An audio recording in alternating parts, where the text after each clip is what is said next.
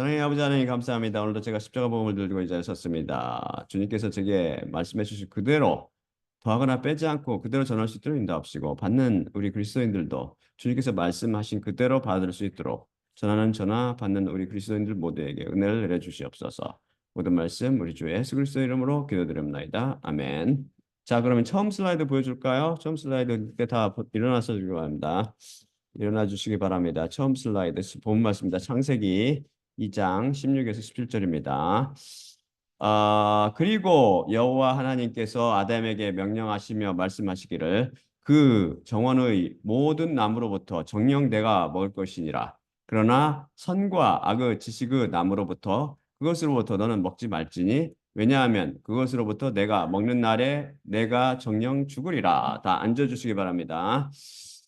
지금 우리는 미국 인본주의자들이 70개의 참고 자료를 동원하여 공식 웹사이트 블로그에 게재한 논문 Some Reasons Why Humanists Reject the Bible 번역하면 인본주의자들이 성경을 거부하는 몇 가지 이유들을 중심으로 그들이 성경에 대해 갖고 있는 의문점들을 차례대로 하나씩 답변해 가고 있습니다. 계속해서 인본주의자들은 이 논문을 통해 성경이 많은 문제를 갖고 있다는 자신들의 견해를 더욱 강화시켜 준 것은 바로 성경은 많은 예언들이 거짓으로 드러났기 때문이라고 주장합니다. 소위 하나님을 거짓말쟁이라고 주장하는 것이죠. 그들은 신명기 18장 22절을 거짓 판단의 기준으로 삼았습니다. 다음 슬라이드 보여줄까요? 신명기 18장 18에서 22절입니다. 신명기 18장 18에서 22절입니다.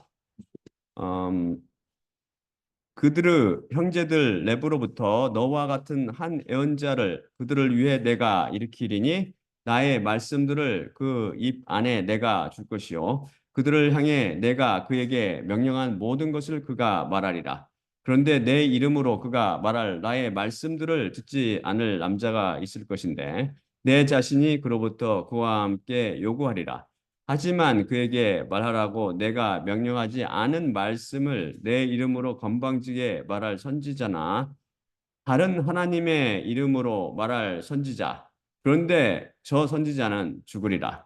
그리고 만일 내 마음 안에 내가 말할 것이라면 즉 여호와께서 그에게 말씀하시지 않은 그 말씀을 어떻게 우리가 알리요? 그 예언자가 여호와 이름으로 말할 것. 그런데 그 말씀이 있지도 말씀대로 일어나지도 않는다면 그것은 여호와께서 그에게 말씀하시지 않은 말씀이요. 그 예언자가 건방지게 그것을 말한 말씀이니 너는 그로 인해 두려워하지 말라. 자, 하나님께서 모세와 같은 예언자를 일으키시는 것을 약속하십니다. 그런데 그가 진짜인지 가짜인지 어떻게 구별하죠? 하나님께서 신경기 여기 밝으면 신경지 말씀을 통해 가르쳐 주신 참 예언자를 구별하는 법 중 하나는 예언자라고 하는 이의 예언을 추적 관찰하여 그것이 나중에 성취되는지 확인해 보는 것입니다. 어떤 예언자가 한 말이 진짜로 성취된다면 이 예언자는 틀림없이 하나님께서 보내신 예언자입니다. 우리는 제36강에서 이 말씀을 살펴보며 예수님께서 바로 그 예언자 곧 메시아이신 그리스도이심을 확인하였습니다. 그것을 어떻게 확인했나요? 구약은 오실 메시아 곧 그리스도에 대한 오실 메시아 곧 그리스도에 대해서 끊임없이 증언하고 있는 책입니다. 구약은 구세주가 어디에서 태어나시고 무엇 때문에 이 땅에 오셨으며 장차 어떤 일을 하시고 어떻게 고난당하시고 어떻게 죽으셨다가 어떻게 살아나실 것을 예언하고 있습니다. 이 모든 것을 이루시는 분은 확실히 구세주이심을 알 수 있죠. 구약이 메시아에 대해 미리 다 기록해 놓았기 때문입니다. 그런데 예수님께서는 이 땅에 오셔서 구약이 기록한 그 모든 예언을 차근차근 다 이루어 가셨죠. 이걸 채우셨다라고 했다고 그랬죠. 예수님께서는 십자가에 못 박히시기 전에도 제자들을 가르치시며 인자가 많은 고난을 받고 장로들과 대제사장들과 서기관들에게 버림받아 죽임을 당하고 죽은 지 3일째 살아나리라고 예언하셨습니다. 예수님께서는 십자가의 죽음과 부활 외에도 가롯 유다의 배반 등등 많은 것을 예언하셨으며 이것은 모두 성경의 예언에 따라 성취되는 것이라고 말씀하셨습니다. 그분의 예언이 성경 말씀대로 틀림없이 이루어졌다면 그분은 참으로 우리 구세주일 것입니다. 한두 가지 예언도 아니고 성경 말씀이 구세주에 의해 예언한 바 모든 것이 그대로 정확히 성취되었다면 그분이 구세주라는 것은 당연한 논리 아닙니까? 아무리 우연이라고 해도 어찌 그 많은 예언이 그대로 다 성취될 수 있겠습니까? 그분이 거짓 구세주요, 거짓 예언자셨다면 그분의 예언은 엄청나게 많이 빗나갔을 것입니다. 마찬가지 논리를 이용하여 인본주의자들은 만일 성경 말씀이 하나님께 의해 기록되는 하나님의 책이라면 그것이 예언하는 모든 예언들은 하나도 빗나가거나 빠지지 않고 틀림없이 모두 생시되어야 한다고 주장합니다. 여러분은 이들 주장에 동의합니까? 저는 동의합니다. 100% 동의하죠. 그러면서 이들은 성경 속의 많은 예언들이 빗나가므로 하나님께 영감받은 하나님의 책이 아님을 스스로 드러내 보여줬다고 주장합니다. 과연 그럴까요? 그들이 예언을 실패로 손꼽은 첫째가 창세기 2장 17절입니다. 다음 슬라이드 볼까요? 창세기 2장 16에서 17절입니다. 다음 슬라이드 보여주세요. 본 말씀이었죠. 그리고 여호와 하나님께서 아담에게 명령하시며 말씀하시기를 그 정원의 모든 나무로부터 정녕 내가 먹을 것이니라. 그러나 선과 악의 지식의 나무로부터 그것으로부터 너는 먹지 말지니 왜냐하면 그것으로부터 내가 먹는 날에 내가 정녕 죽으리라. 여기서 보듯 하나님께서는 아담에게 그것으로부터 내가 먹는 날에 내가 정녕 죽으리라 라고 분명히 말씀하셨는데 창세기 3장에 보면 아담과 하와가 선과 악의 지식의 나무 열매를 먹고 그날 전혀 죽지 않았다고 주장합니다. 여러분도 그렇게 생각하세요? 아담과 하와가 그 나무 열매를 따먹고도 죽지 않았나요? 하나님께서 거짓말 하실 리가 없죠. 그분의 말씀이 하나님의 입에서 나가면 헛되이 땅에 떨어지거나 헛되이 되돌아오지 않고 반드시 보내신 것을 성취하고 맙니다. 다음 슬라이드 볼까요? 이사야 55장 6에서 11절입니다. 이사야 55장 6에서 11절 말씀입니다. 너희는 그를 찾아낼 수 있을 때 여호와를 찾으라. 그가 가까이 계실 때 그를 부르라. 악인은 그의 길을, 불의한 자는 그의 생각을 버리고 여호와께로 돌아오라. 그리하면 그분이 그를 긍휼히 여기시고 우리 하나님께 이끄시리라. 이는 그분이 넉넉히 용서하실 것이기 때문이니라. 이는 내 생각들은 너희 생각들이 아니며 너희 길들은 내 길들이 아니기 때문이라. 여호와의 말씀이니라. 이는 하늘이 땅보다 높음 같이 내 길들은 너희 길들보다 높으며 내 생각들은 너희의 생각들보다 높으니라. 이는 비와 눈이 하늘로부터 내려서 그리로 돌아가지 아니하고 오히려 그것이 땅을 적셔서 자라게 하며 싹이 나게 하여 씨 뿌리는 자에게는 씨를 주고 먹는 자에게는 양식을 주나니 내 입에서 나가는 나의 말씀도 이와 같이 헛되이 내게 돌아오지 아니하고 오히려 내가 기뻐하는 것을 행하며 내가 그것을 보낸 것을 성취하리라. 이게 바로 거짓없는 절대 우리 전능하신 하나님의 말씀입니다. 그러니 아담과 하와가 선악과 나무 열매를 먹는 순간 직사한 건 당연합니다. 그것이 자연인들의 눈에 보이지 않는데 지금도 보이지 않는데 그 이유는 그들의 죽음에 대한 정의와 하나님의 죽음에 대한 정의가 다르기 때문입니다. 인간은 심장이 먹고 호흡이 끊어지고 뇌를 포함한 신체의 기능이 영구적으로 중지된 것을 죽음, 곧 사망으로 정의합니다. 저도 사망시가 많이 해봤죠. 왜 그렇죠? 그렇게 되면 움직이지 않고 대사활동이 멎으며 결국 썩어 그 존재가 세상에서 사라지기 때문입니다.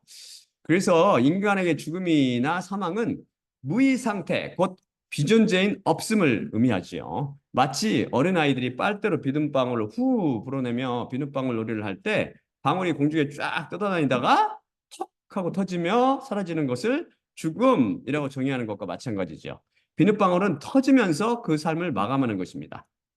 하지만 하나님 앞에서는 그 무엇도 영원히 사라지지 않습니다. 그 형태가 바뀔 뿐이죠. 비록 비눗방울 놀이할 때 불어낸 비눗방울들은 허공에 떠다니다가 터지지만 사실 그것은 없어진 것이 아니고 땅에 떨어져 다른 모양으로 존재한 것이죠. 이렇듯이 인간들 눈에만 없어진 것처럼 보일 따름입니다.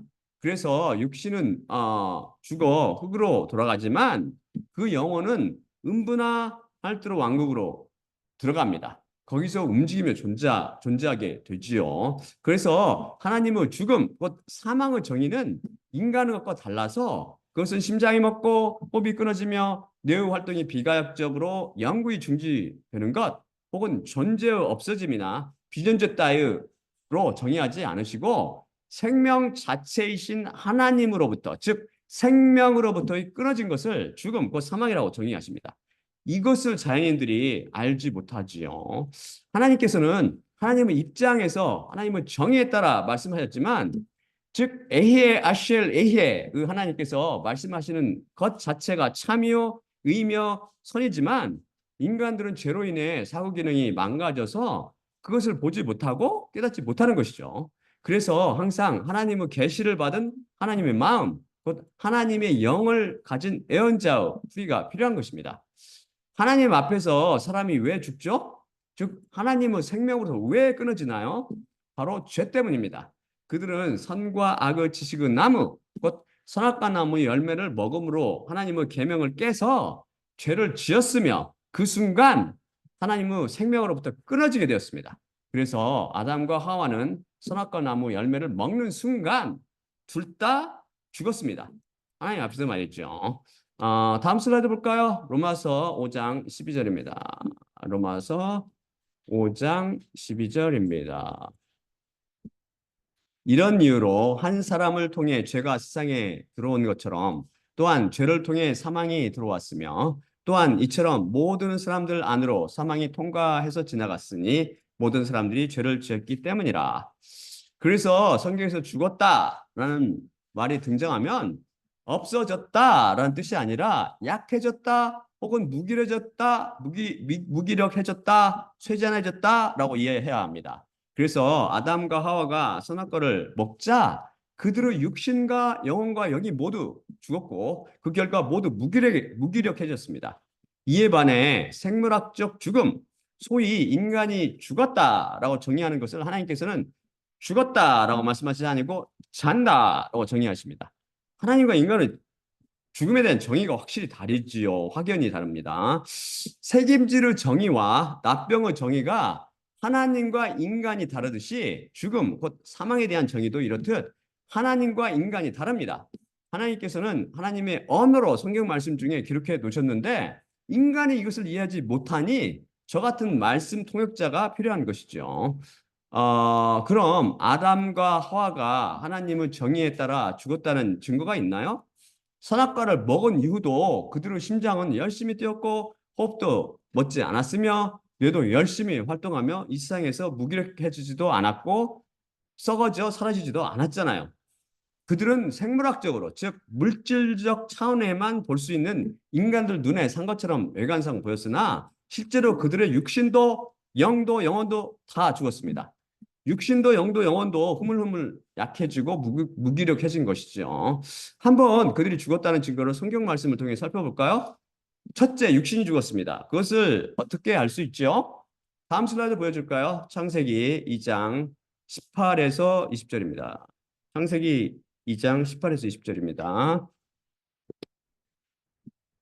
그리고 여호와 하나님께서 말씀하셨으되 그 사람이 그 홀로 있는 것이 좋지 않으니 그를 위해 그에게 부합한 조력자를 내가 만들리라. 그리고 여호와 하나님께서 흙으로부터 그들의 모든 생물과 하늘의 모든 나는 것을 형성하셨고 그가 그것을 무엇이라 부르는지 보시려고 그 사람에게 그분께서 데려오셨더라.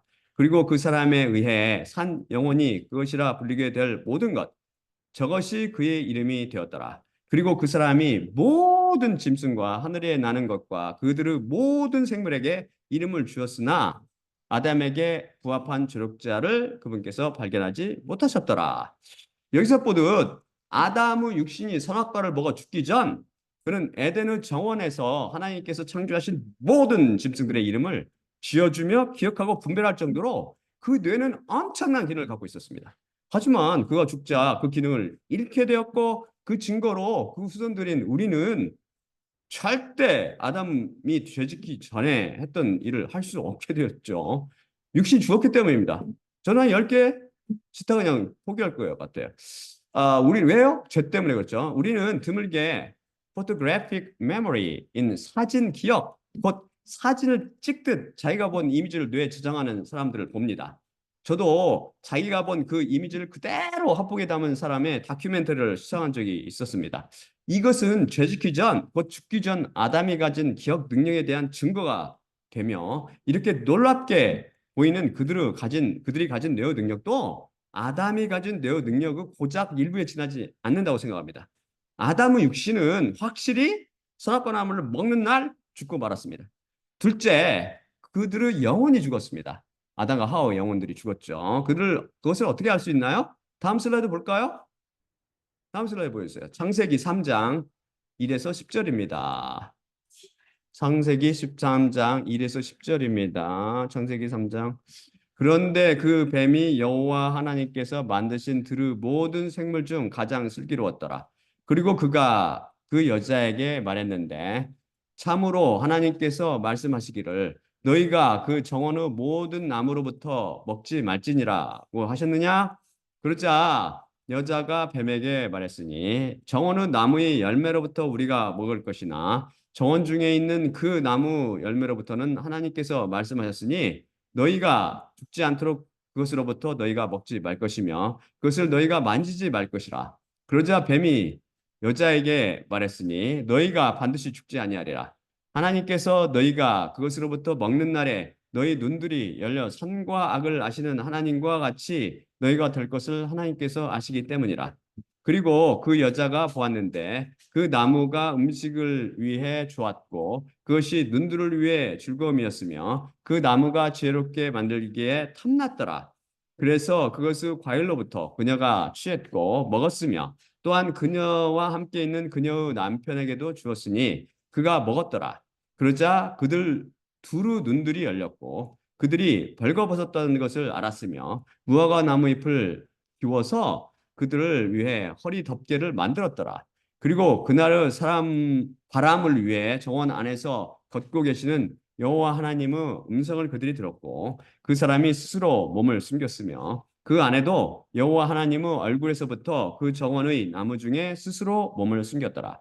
그러자 여호와 하나님께서 그 사람을 향해 부르셨으며 그에게 말씀하였으니 내가 어디 있느냐? 그러자 그가 말했으니 당신의 음성을 정원 안에서 제가 들었고 제가 벌거벗었기 때문에 제가 두려웠고 그래서 제 자신을 숨겼나이다. 아담이 죄짓기 전, 즉 그가 죽기 전에 아담과 하와 사이 관계가 어땠습니까? 다음 슬라이드 볼까요? 창세기 2장 20에서 25절입니다. 다음 슬라이드 보여주세요. 창세기 2장 20에서 25절입니다. 그리고 그 사람이 모든 짐승과 하늘에 나는 것과 그들의 모든 생물에게 이름을 주었으나 아담에게 부합한 조력자를 그분께서 발견하지 못하셨더라.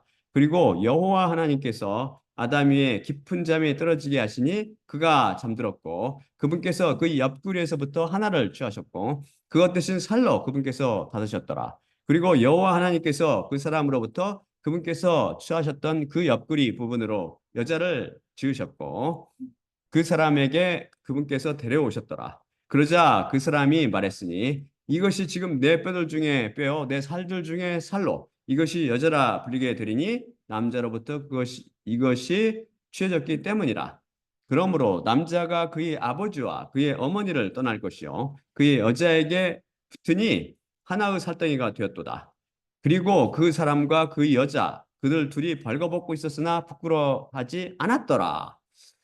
그 사람과 그 여자 그들 둘이 벌거벗고 있었으나 부끄러워하지 않았더라입니다. 쉽게 말해 부부간에 전혀 벽이 없었습니다. 죄를 지어 죽자마자 일어난 현상은 그러자 그들 두루 눈들이 열렸고 그들이 벌거벗었다는 것을 알았고 무화과 나무 잎을 키워서 그들을 위해 허리 덮개를 만들었더라입니다. 즉시 그들 둘 곧 아담과 하와의 눈이 열렸고 자신들이 벌거벗고 있었다는 것을 알게 되었습니다. 이것이 영혼이 죽었다는 증거입니다. 영혼이 죽으면 벽이 생깁니다. 부부간에 벽이 생기고 자신과 자신의 약점이나 죄 등을 서로 가립니다. 그렇잖아요. 한번 돌아보세요. 스스로. 그뿐 아니라 더 나아가서 아담이 하나님께 말씀드렸듯이 당신의 음성을 정원 안에서 제가 들었고 제가 벌거벗었기 때문에 제가 두려웠고 그래서 제 자신을 숨겼나이다. 즉 인간과 인간 사이뿐만 아니라 하나님과 인간 사이에도 벽이 생기게 됩니다. 죽어서 생명으로부터 떨어져 나갔기 때문이죠. 그래서 더 이상 한 몸이 아닌 하나님을 두려워하게 되었습니다. 이 둘은 어둠은 빛 앞에서 사라져버리기 때문에, 또한 그것의 더러움이 드러나기 때문에 빛을 무서워하며 싫어합니다. 더 이상 하나님과 인간이 하나가 아니죠. 인간이 마귀에게 속아서 나를 주장하며 홀로 나이신 에히에 아쉘 에히에의 하나님으로부터 떨어져 나왔기 때문입니다. 영혼이 죽어 생명으로 떨어져 나간 거죠. 그 순간 영혼이 죽어 이제 죄가 사람을 죽어나게 됩니다. 왜냐하면 이제 인간은 죽어서 사망의 몸에 갇혀 살게 되었기 때문입니다. 다음 슬라이드 볼까요? 로마서 7장 18에서 24절입니다. 로마서 7장 18에서 24절입니다. 내 속 곧 내 육신 안에 선한 것이 거주하지 않음을 알고 있기 때문이니 확실히 원함은 내 곁에 있으나 좋은 것을 이룸은 없도다. 내가 원하는 것, 선한 것을 내가 행하지 않고 오히려 내가 원하지 않은 것, 악한 것, 이것을 내가 행하기 때문이라. 그런데 만일 내가 원하지 않는 것, 이것을 내가 행하면 나 자신이 더 이상 그것을 이루는 것이 아니요 오히려 그것은 내 안에 거주하는 죄인이라. 따라서 내가 그 법을 발견했는데 좋은 것을 행하기 원하는 나에게 악한 것이 가까이 있는 것이라. 내가 속사람을 따라 하나님의 율법을 기뻐하나 내 지체들 속에 있는 다른 법이 나의 생각의 법과 전쟁을 하고 내 지체들 속에 있는 죄의 법 안으로 사로잡아가는 것을 내가 보기 때문이라. 나 자신은 비참한 사람이로다. 누가 나를 이 사망의 몸으로부터 구출해내랴. 여기서 나란 나의 주체인 영혼을 의미합니다. 죄로 인해 영혼이 죽어 죄와 사망의 노예가 되어버렸습니다. 셋째, 선악과 나무 열매를 먹자 그들의 영이 죽었습니다. 육신이 물질 세계를 지각하고 탐구하는 데 반해 영은 영적 세계를 지각하고 탐구하는 기능을 갖습니다. 그래서 인간은 이 영을 이용하여 하나님과 서로 연결되고 교통하며 이 영을 통해 하나님의 계시를 받고 하나님의 마음을 잊게 됩니다. 다음 슬라이드 볼까요? 로마서 8장 12에서 17절입니다. 로마서 8장 12에서 17절입니다.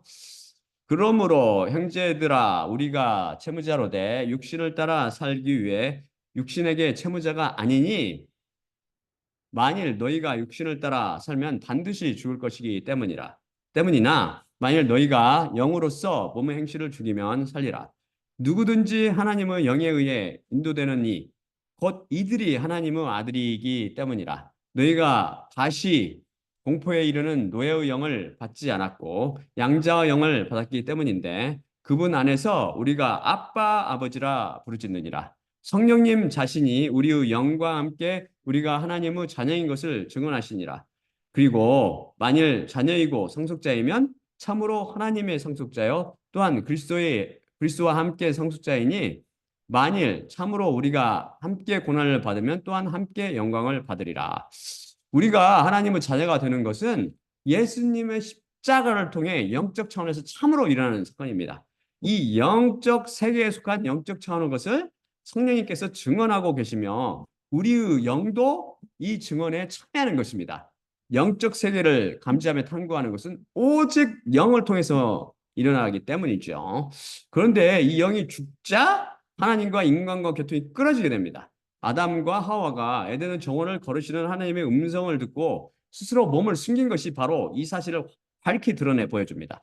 죄와 사망으로 인해 하나님과 교통이 차단되니 그분을 두려워하게 된 것이죠. 또한 하나님의 말씀 내가 어디 있느냐도 마찬가지입니다. 언제든지 아담과 하와와 교제를 즐기시던 하나님께서 이제 그들의 죄로 그들의 영이 죽자 그들과 교통 통로가 끊겨버렸습니다. 그래서 그들을 찾고 계시는 것입니다. 물론 하나님께서는 전지하시며 무소부재 하시니까 그들이 어디 숨었는지 알고 계시지만 이 말씀을 통해 우리에게 그들의 영이 죽었다는 사실과 그 결과로 교통이 끊어짐을 분명히 보여주고 계십니다.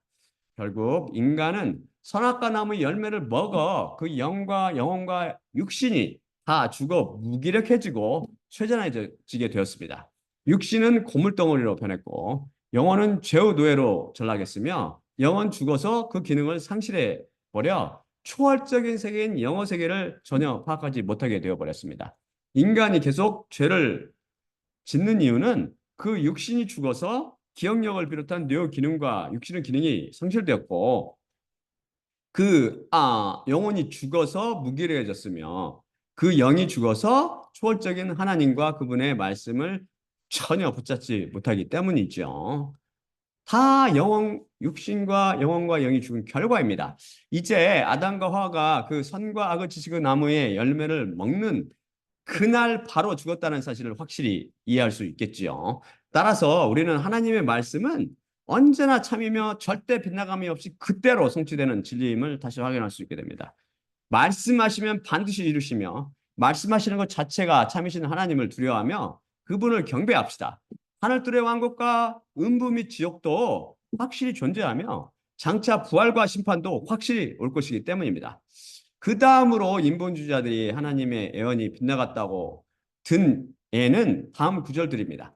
그들은 창세기 35장 10절을 통해 야곱 이름이 더 이상 야곱이라 불리지 않고 이스라엘이 되리라고 말씀하였는데 이것을 후에 스스로 어기셨다는 것입니다. 다음 슬라이드 볼까요? 창세기 35장 9에서 13절입니다. 창세기 35장 9에서 13절입니다. 그리고 그가 밧단 아람으로부터 왔을 때 하나님께서 야곱을 향해 다시 보이셨으며 그를 축복하셨더라. 그리고 하나님께서 그에게 말씀하셨으니 내 이름은 야곱이나 더 이상 내 이름이 야곱이라 불리지 않을 것이요 차라리 내 이름이 이스라엘이 되리라. 그리고 그분께서 그의 이름을 이스라엘이라 부르셨더라. 그리고 하나님께서 그에게 말씀하셨으니 나는 전능의 하나님이니 민족과 민족들의 모임이 너로부터 생겨날 것이요 그 왕들이 내 허리들로부터 나오리라. 그리고 아브라함에게 또한 이삭에게 내가 주었던 그 땅을 너에게 내가 줄 것이요 또한 내 뒤 내 씨에게 그 땅을 내가 주리라. 그리고 그분께서 그에게 말씀하였던 그 장소 안에 있던 그의 위로부터 하나님께서 올라가셨더라. 분명히 하나님께서 야곱에게 내 이름은 야곱이나 더 이상 내 이름이 야곱이라 불리지 않을 것이요 차라리 내 이름이 이스라엘이 되리라.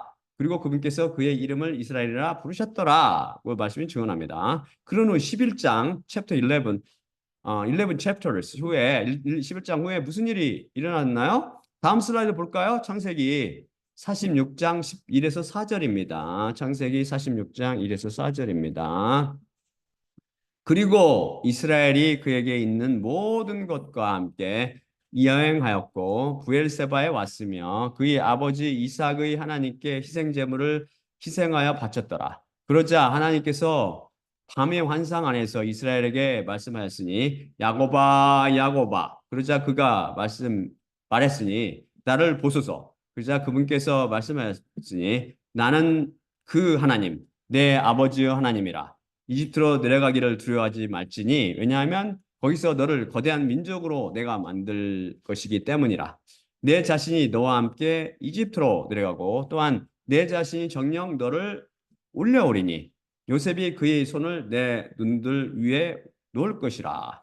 여기서 제가 숫자적으로 번역한 요셉이 그의 손을 내 눈들 위에 놓을 것이라는 말씀은 쉽게 말해 요셉이 내 눈을 감기리라는 의미입니다. 물론 하나님께서 예언하신 것처럼 기가 막히게 성취되잖아요. 다 말씀하신 그대로 요셉이 야곱의 장례식을 거행했고 그 뼈를 다시 가나안 땅으로 올려와서 에브론 바트 굴에 장사했습니다. 그리고 나중에 거대한 민족이 사실 야곱으로부터 생겨서 이제 출애굽 사건이 일어나는 거죠. 하나님의 말씀 그렇게 이런 식으로 절대 변개함이 없고 빗나가지 않죠. 그런데 왜 하나님께서 창세기 35장에서 내 이름은 야곱이나 더 이상 내 이름이 야곱이라 불리지 않을 것이요 라고 분명히 말씀하셔놓고 이 말씀을 까먹은 것처럼 시간이 흐른 후 창세기 46장에서 야곱에게 이스라엘아 이스라엘아 라고 부르시지 않으시고 야곱아 야곱아 라고 부르셨는 것일까요? 하나님께서 스스로 하신 말씀을 어기신 것입니까? 말씀 자체가 참이요 의이신 하나님께서 거짓말 하실 리가 있나요? 하나님께서 창세기 35장에서 야곱의 이름을 이스라엘로 바꿔주시고 46장에서 야곱아라고 부르신 것은 35장 말씀을 잊어버리셨기 때문이 절대 아닙니다. 일부러 야곱아라고 부르시며 이것뿐 아니라 성경 말씀을 통해 야곱이라고 많이 부르시죠. 즉 일부러 야곱이라고 부르신 것입니다. 왜 당신 자신의 말씀을 어기시며 야곱을 이스라엘이라고 부르시지 않으시고 굳이 야곱이라고 부르셨을까요? 절대 실수하시거나 거짓말하시지 않으시는 하나님께서 왜 당신 자신께서 하신 말씀을 어기셨을까요? 아니요. 하나님께서는 당신 자신의 말씀을 절대 어기시지 않으셨습니다. 아니, 야곱과 이스라엘이라는 이름이 분명 다른 이름이잖아요. 우길 게 따로 있지. 어떻게 야곱이라는 이름과 이스라엘이라는 이름이 같다는 말씀입니까? 그래서 우리는 반드시 그 양이신 성령님의 계시를 통해 성경을 읽고 이해합니다. 그래야 우리가 진리로 바뀌어 보입니다. 자, 이 비밀을 풀어볼까요? 인본주의자들은 놓쳤지만 사실 하나님께서 야곱의 이름을 이스라엘로 바꿔주신 것은 창세기 35장에서가 아니라 그 전인 32장 한 사건 때였습니다. 35장을 통해 하나님께서 그것을 거듭 확인하신 것뿐이지요. 그런데 창세기 32장에서 무슨 일이 일어났나요? 유명한 한 결투가 있었습니다. 야곱과 하나님의 1대1 씨름 한판이었습니다. 다음 슬라이드 볼까요? 창세기 32장 24에서 32절입니다. 창세기 32장 24에서 32절입니다. 그리고 야곱이 홀로 남게 되었는데 한 남자가 그와 함께 새벽이 오름까지 씨름했더라. 그런데 그를 이기지 못함을 그분께서 보셨고 그의 고관절을 그분께서 치시니 그분께서 그와 함께 씨름하실 때 야곱의 고관절이 탈구되었더라. 그러자 그분께서 말씀하셨으되 새벽이 올라왔으니 나로 가게 하라. 그러자 그가 말했으니 당신께서 나를 축복하시지 않으신다면 제가 당신을 가게 하지 않으리이다. 그러자 그분께서 그를 향해 말씀하셨으니 내 이름이 무엇이냐? 그러자 그가 말했으니 야곱이니이다. 그러자 그분께서 말씀하셨으니 내 이름이 더 이상 야곱이라 말해지지 않고 차라리 이스라엘이라 말해지리니 왜냐하면 하나님과 함께 그리고 남자들과 함께 내가 괴로웠고 내가 이겼기 때문이니라.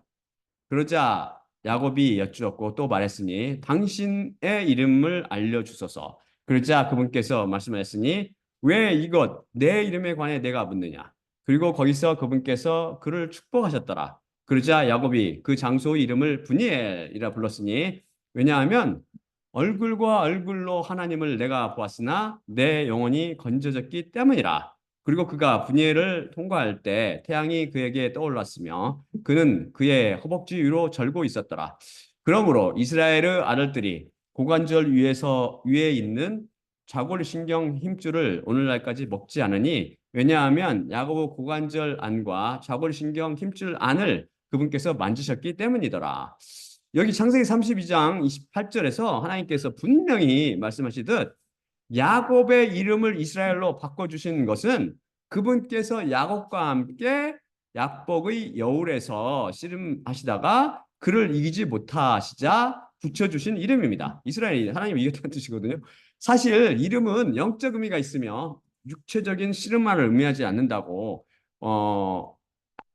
이름이 아니라 이 사건은 영적 의미가 있으며 육체적인 씨름만 의미하지 않는다고 호세아서를 인용하며 배웠었죠. 야곱은 어머니 리브가 도움을 받아서 형 에서의 축복을 가르쳤고 그에게 맞아 죽을까 봐 삼촌 라반에게 도피합니다. 그리고 시간이 흘러 내 아내와 11 아들들을 거느린 큰 집의 가장이 된 가족들을 거느리고 큰 가장이 된 그는 가족들을 거느리고 다시 가나안 땅으로 돌아오죠. 그때 형 에서가 400명의 장정들을 데리고 자기를 맞으러 온다는 소문을 듣고 이제 나는 죽었네. 그에게 죽을까 봐 노심초사하며 야복 여울에서 혼자 남게 됩니다. 이때 그는 하나님과 씨름하며 그분을 붙잡고 축복할 때까지, 즉 영생의 복을 줄 때까지 결코 그분을 놓지 않았습니다. 심지어 고관절이 탈구되면서까지 끈덕지게 물고 늘어졌습니다. 그래서 하나님과 씨름하여 이겼다라고 해서 이스라엘이라는 별명까지 선물 받았습니다. 이날 밤의 결투에 대해 호세아는 다음처럼 기록합니다. 다음 슬라이드 볼까요? 호세아 12장 3에서 4절입니다. 호세아 12장 3에서 4절. 야곱은 못해서 그의 형의 발꿈치를 잡았고 또 그가 힘을 다해 하나님을 견디어내되 천사를 견디어내고 울며 그에게 은혜를 간청했으며 하나님께서는 베델에서 그를 만나셨고 거기에서 우리에게 말씀하셨나니 이날 밤 야곱은 온 힘을 다해 밤새 포기하지 않고 울며 기도로 은혜를 간청했습니다. 그가 은혜를 간청하며 구걸한 것이 무엇이었나요? 육신의 족과 눈의 족과 눈들의 족과 삶의 자만심이었나요? 잘 살고 잘 먹게 해달라고 기도했나요? 그가 은혜를 간청하며 구걸한 것이 무엇이었나요? 창세기를 보면 그가 간절히 청한 것은 하나님으로부터 축복이었습니다. 그것은 무슨 의미가 있다고 그랬죠? 즉 영생의 복이었던 것이죠. 영생의 복을 달라고 즉 은혜를 구걸했던 것입니다. 여기서 하나님을 향해 수고를 하며 온 힘을 다해 간절히 영생을 구하라는 야곱 모습이 연상되지 않습니까? 하나님께서 축복하실 때까지 끈덕지게 붙잡고 늘어진 것입니다. 그는 상거지 중에 상거지였습니다. 안 주시면 주실 때까지 달라고 물고 늘어진 것이죠. 야곱은 교회를 예표합니다. 교회는 야곱과 같은 거지들의 모임입니다. 영생을 간절히 간구하는 그리스도인들의 모임이죠. 이날 밤의 사건으로 야곱에게 무슨 일이 일어났나요? 마침내 그가 간청했던 복, 곧 영생의 복을 받게 되었습니다. 영생의 복은 바로 무엇을 의미하죠? 성령님, 영생, 영원한 생명, 곧 성령님, 예수 그리스도, 성령님을 의미합니다. 즉 그에게 성령님께서 임하셔서 물과 성령님으로, 즉 위로부터 나게 된 것입니다. 그런데 왜 하나님께서 야곱이라는 이름 대신 이스라엘이라는 이름을 주셨나요? 바로 그가 하나님을 이겼기 때문입니다. 즉 그가 하나님께 항복을 받아내고 그분께 은혜, 곧 영생의 복을 받았기 때문이죠. 쉽게 말해 이로부터 나서 새 사람이 되었기 때문입니다. 다음 슬라이드 볼까요? 창세기 27장 25에서 26절입니다. 창세기 27장 25에서 26절. 그가 말했으니 내 아우가 속임수로 왔고 내 복을 취했도다. 그러자 그가 말했으니 정녕 그가 그의 이름을 야곱이라 부르지요.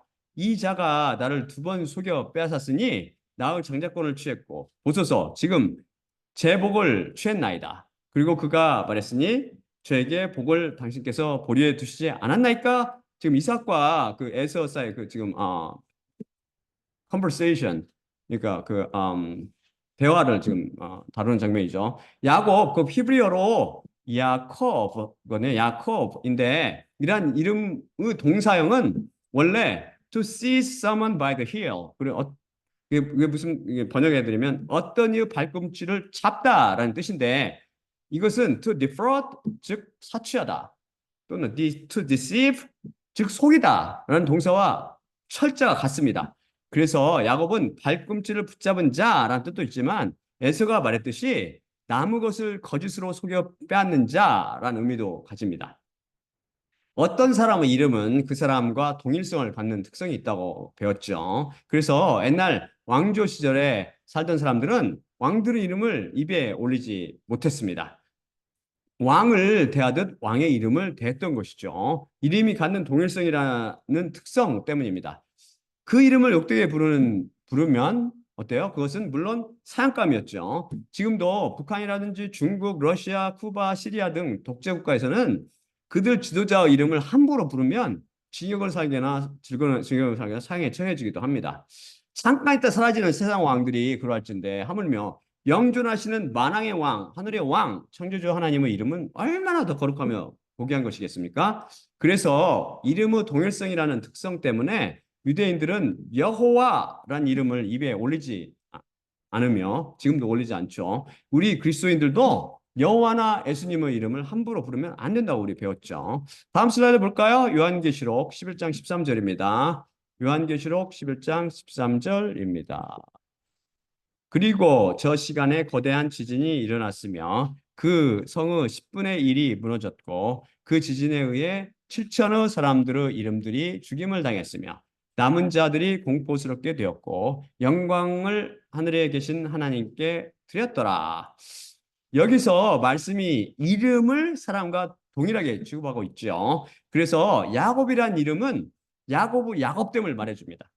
이렇게 사기꾼이란 이름을 가진 야곱이 위로부터 나게 되었습니다. 이제 그는 새 이름인 이스라엘을 받게 되었고 명실공히 새 사람이요 새 피조물이 되었습니다. 이 사건으로 야곱이 위로부터 났기 때문이죠. 시간을 초월하는 예수 그리스도 십자가가 그를 사기꾼에서 하나님을 이긴 자로 만들어 주었습니다. 죄인에서 의인으로 만들어 준 것이죠. 그런데 왜 하나님께서 이제 새 사람 곧 사기꾼인 죄인에서 이스라엘이라는 이름을 가진 의인을 스스로 말씀을 어기시며 야곱이라고 계속 부르셨을까요? 하나님께서 깜빡 잊으셨나요? 절대 그럴 리 없죠. 그런 실수를 저지르는 하나님이시라면 우리가 어떻게 우리 영혼을 맡기겠습니까? 하나님께서는 일부러 그의 이름을 야곱이라고 자주 부르셨습니다.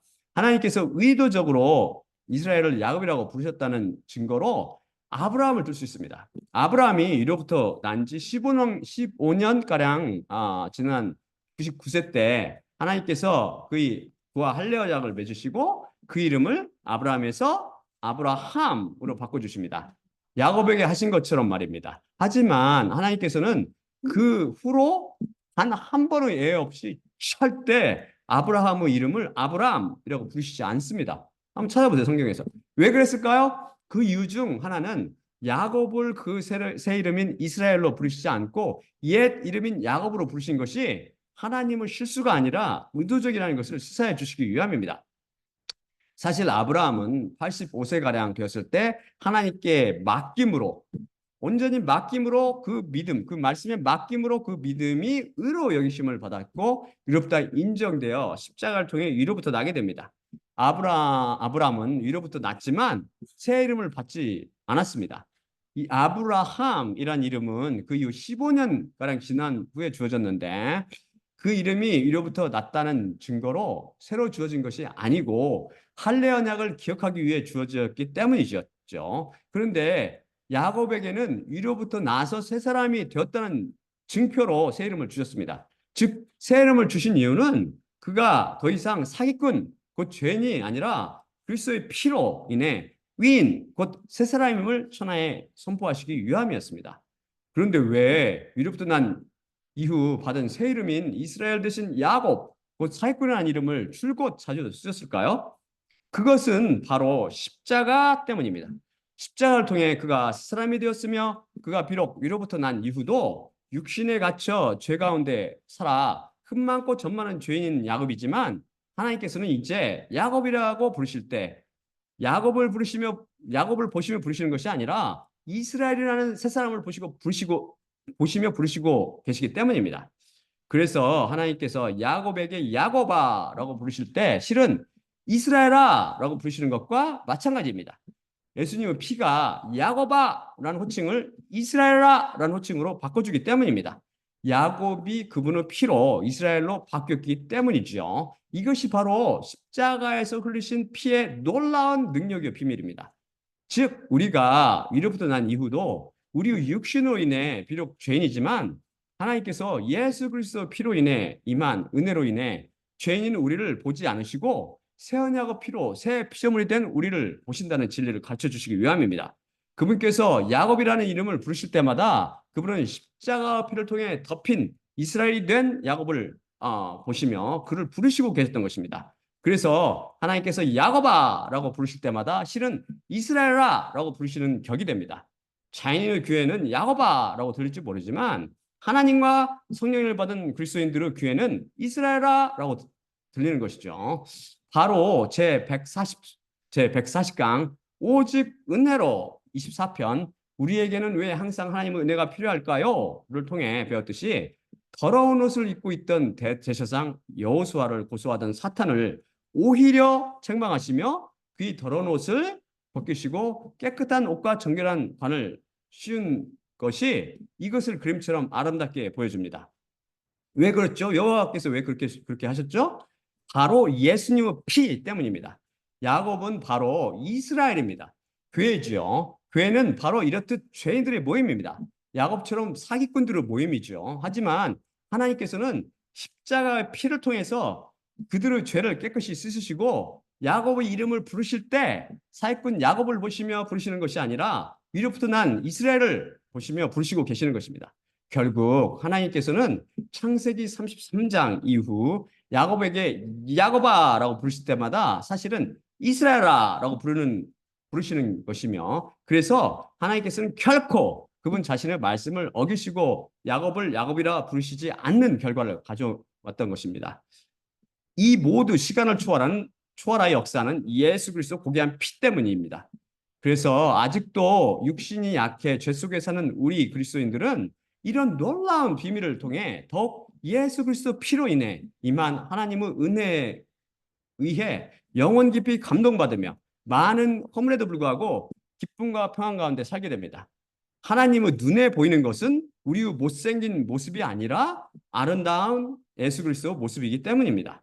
우리는 오늘도 다시 한번 하나님의 말씀 속에는 절대 오류나 모순이 있을 수 없으며 그분의 초월적인 말씀은 연구하며 묵상할수록 신비스럽다는 진리를 깨닫게 됩니다.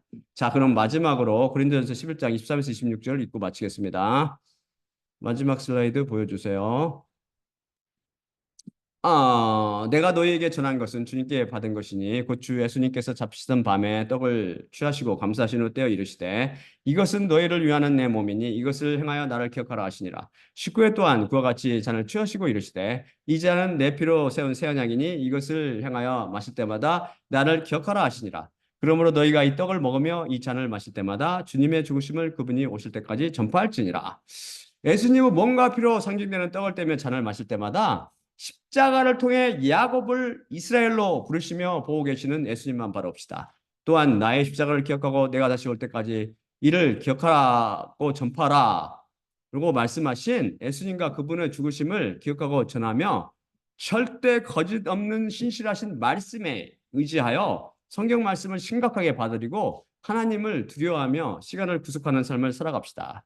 자, 그러면 마지막으로 제가 기도하고 마치겠습니다.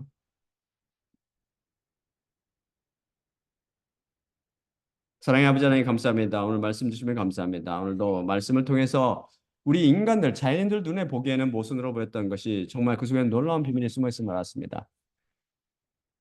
주님께서 말씀하셨듯이 아담과 이브가 선과 악의 지식의 나무 열매를 먹는 순간 그날 바로 죽었으며 또한 하나님께서는 야곱을 통해서 그 허물을 보시지 않으시고 야곱을 통해서 이스라엘을 보시며 주님께서는 십자가를 통해서 위로부터 난 우리 그리스도인들을 그 허물을 보시지 않으시고 우리 속에 못생긴 죄의 모습을 보시지 않으시고 아름답고 거룩한 예수 그리스도 모습을 봄을 다시 배웠습니다. 거룩하신 아버지 하나님, 이 십자가 복음을 통해서 주님의 백성을 부르시고 이 십자가 복음을 통해서 많은 사람들을 위로부터 나게 하여 주시옵소서. 모든 말씀 우리 주 예수 그리스도의 이름으로 기도드립니다. 아멘.